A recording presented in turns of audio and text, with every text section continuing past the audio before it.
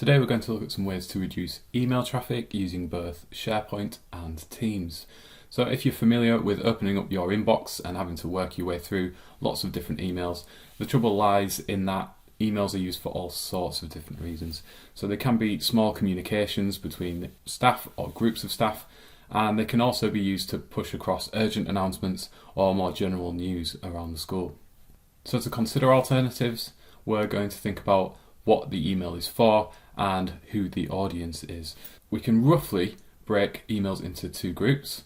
The large audience, the all staff or all student email, for example, where we're trying to communicate maybe something general or maybe really urgent to a large group of people. Secondly, we'll talk more about conversations and discussions. The issue here with an email is that a conversation or a discussion invokes replies and collaboration. So where can we move those discussions to a place where they can actually develop into a project quite easily or be kept safe and easy to find for future reference?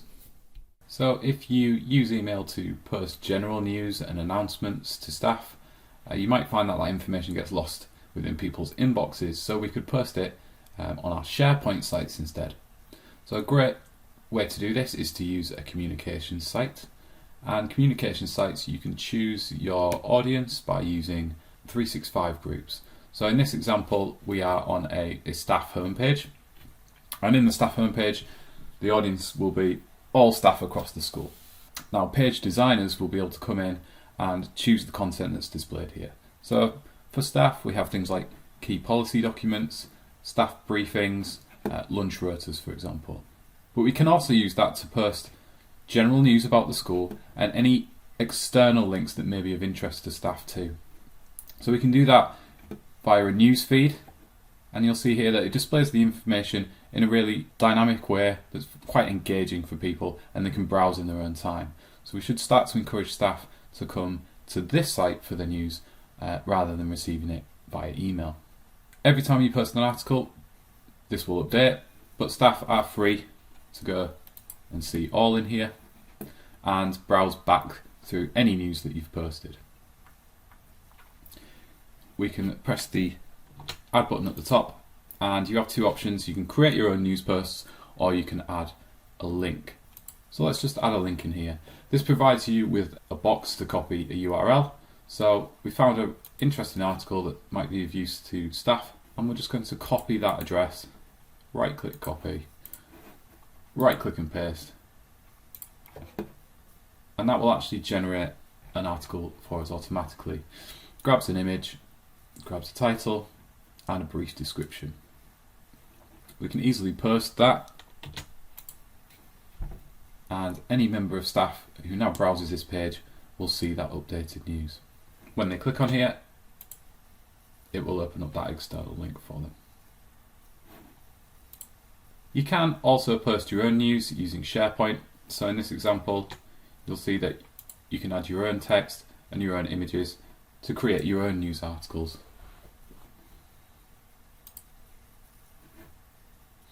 Now, this news feed using the news web part can be configured to bring news from any site within the school. So you can roll up information from several different communication sites and create more of a news hub that brings news from all sorts of different areas within SharePoint.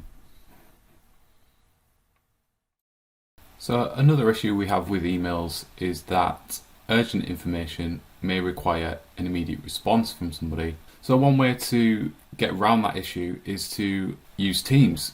So in this example, we have an all teachers team.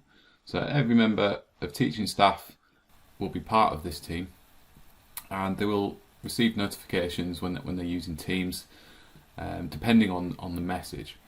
So if we look at these two messages that we have just in the general channel here, we've got a message that's just a bit of general information about morning assemblies. No one has been tagged here, but what will happen in people's teams is that the general post area will turn bold, so you know that something new has happened here when this is posted, and you can browse it in your own time.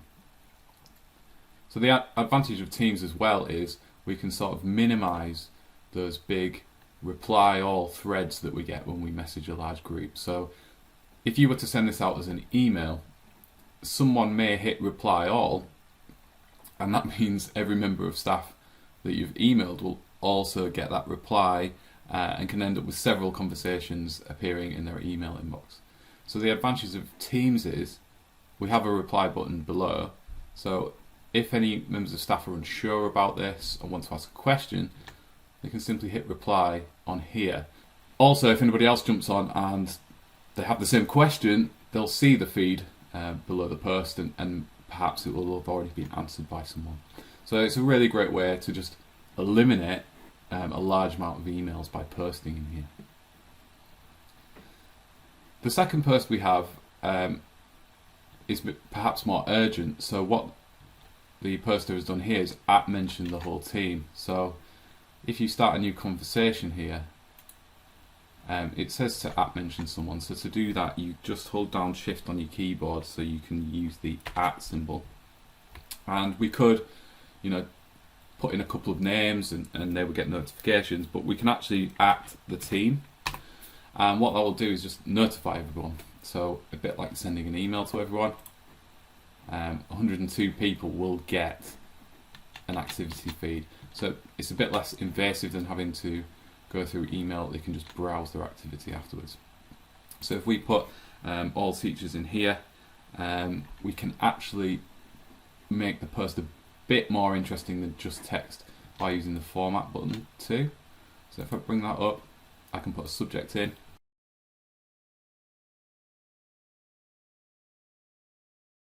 And then when you hit enter in format mode, you can paragraph. So I can put a bit more detail in here.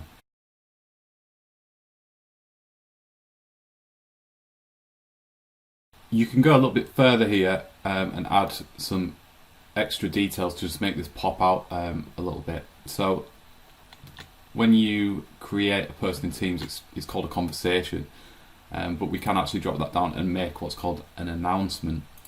You have options to add images, colour backgrounds, or you can upload your own illustrations here as well. We have all of our paragraphing tools, so we could enter things in bold, highlighted.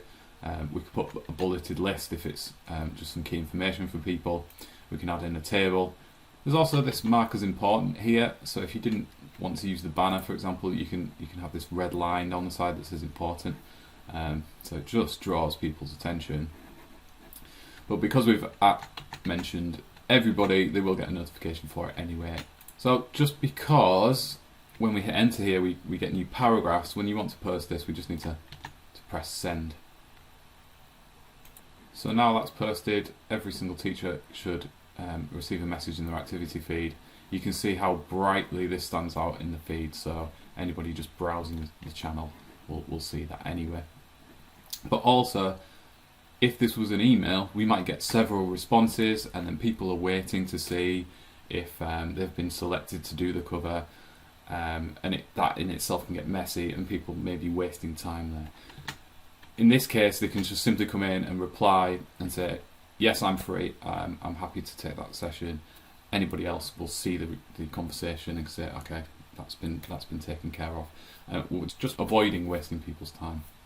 If this is something you regularly use the team for, you could create a channel for it. So we can add channels here. You can see we've got a few already.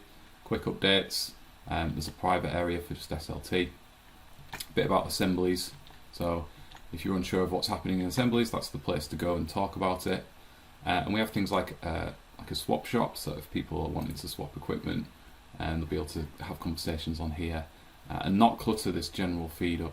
So that's another way to get information out and just not overwhelm people and allow people to go to where they need to. They can just come into the All Teachers team and find exactly what they're looking for. Another little tip on posting announcements, sometimes information changes, so if you need to just update that message, just come up to the reactions area at the top corner. That should pop up automatically when you come up to the corner of the message. You could add the 3 dots here and you can edit the information within.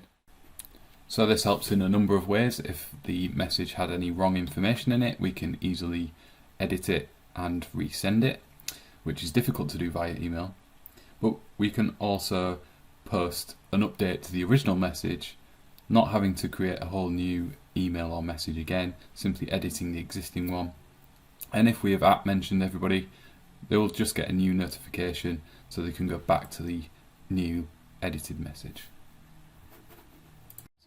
You can also, with the three dots, pin the message. So for everyone in the channel, that will stay at the top of the feed for as long as it's pinned. And once that information is passed, no need to delete it. We can just unpin it and it'll move back down the list here. So another type of email we receive are those short one-to-one messages, sometimes just a few lines where we're having a private conversation. But again, they can easily become lost in our inbox. So to get around that, we can use Teams, and we can use the chat feature if you want to speak to someone maybe privately or just one-on-one away from these channels in the dedicated Teams. So to do that, we can use the chat function on the navigation pane on the left-hand side. So we click onto chat. It's a bit like composing an email, and all our one-to-ones or small conversations between a few people will be logged down the side. So to create a new chat, just press the compose button up at the top, just like an email, and that will create a new chat here. So first thing we need to do is just add in a recipient. We could add a few people if we needed to, but this is handy if we just want to talk privately away from the team, so it's not information that other people need to see. Or again, it could be useful for speaking outside of those teams. So I maybe need to speak to someone who works in another department and I just want to clarify something. So as you can see, I've already had a bit of a conversation with this person. When I put the name in, it brings up a previous chat, so it'll just go back to that. And I can type in a message here. Now, because it's instantaneous, I can send a couple of messages just by hitting enter. And every time I hit enter on here, Susan will receive a notification, but it won't be in the general activity, it will be in chat. So a little number 1 will pop up there. We'll see that when she replies. So another advantage of this, it's like messaging someone as you would on your phone via text or social media. You get immediate responses, but you can also see whether someone is available or not. So depending on what they've got booked in their calendars, you can see at the moment that Susan is free. But if she was in a meeting, it would say busy, or if she was away on a lunch break, for example, it would say away on there. So Susan is available and she's seen the message. And as she starts typing that message, I even get a little notification just that I can see she's typing. So I can stay on this screen waiting for that response. So when we send an email, we can sometimes sit there waiting in vain. But now I can decide whether I'm going to leave the chat and get on with something else. Or if I see Susan replying, I can just sit and wait a few seconds. So because you sent me a reply, that's an example of what the notification looks like with the little red 1, and it keeps it separate from your Teams activity. But what you can do, you can respond to these just like you can in Teams, and that would actually come up in the activity feed here. So that's a nice way of just confirming, oh great, thank you, just a like, and then Susan will get that in our activity feed. It's not urgent, she doesn't need to reply, but it is still logged in her activity there as well. So in her reply she said that another member of staff has something to add. So what you can do as well is expand your chat very easily. So up in the top right, I can add recipients. So if I add James into this chat, we'll just click add here and type his name in or his email, and it'll come up on the list. So now this chat is just labelled James and Susan, or for Susan it would be labelled James and John. But if this has a little bit of a topic around it, like an email, we'd probably have a header so we know what we were talking about. You can edit the name of the chat at the top, so it just displays differently down here.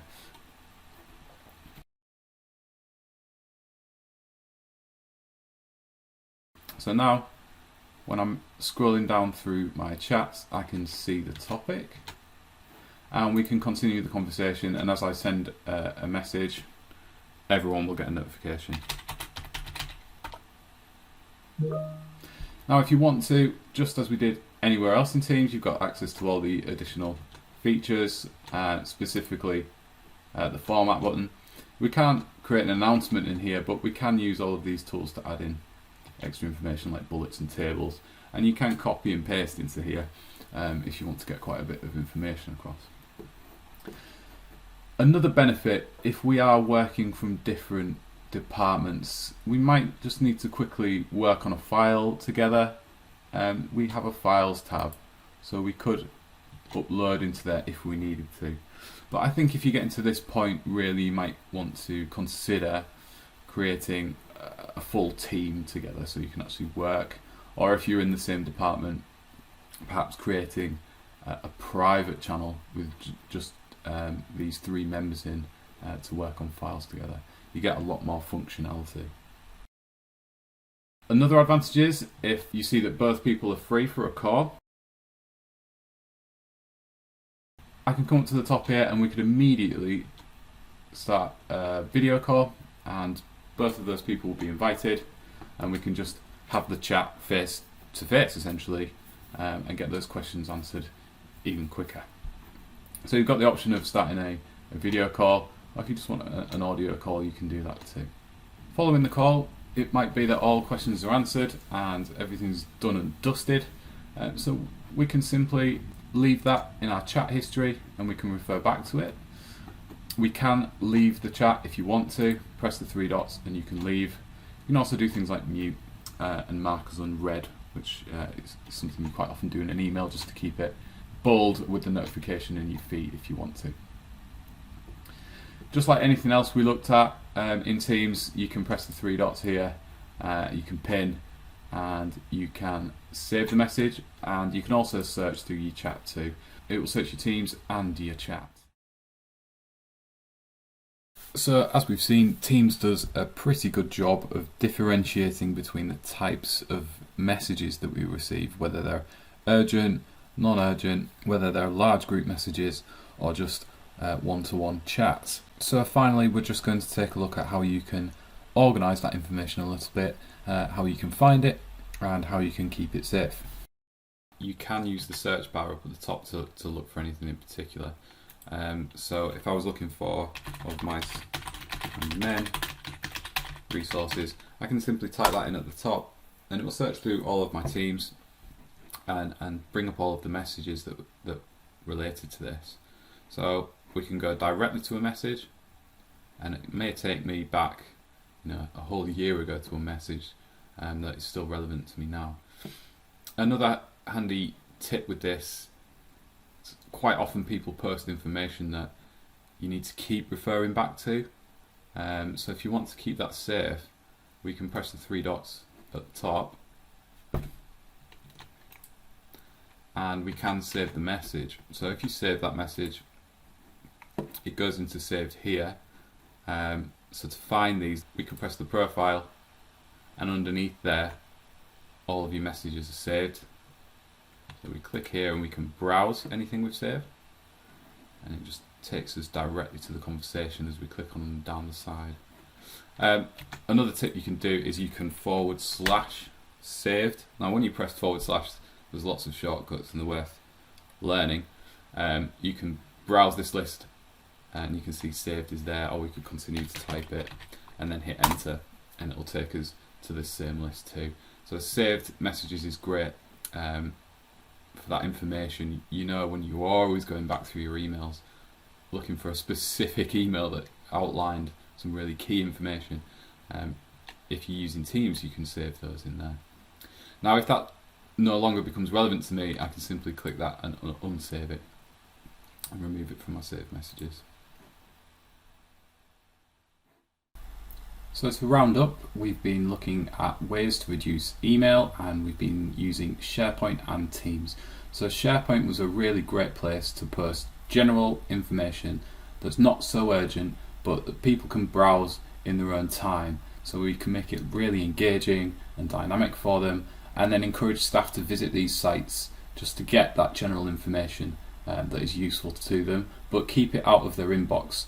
We then started to look at Teams. So Teams was a really great way to communicate to a large audience, but with more urgent announcements. And having that ability to reply means that everybody is seeing that information up to date at the same time.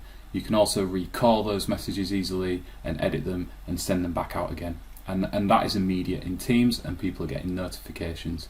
They can bank those notifications and come back and browse them later using the activity feed on the left hand side.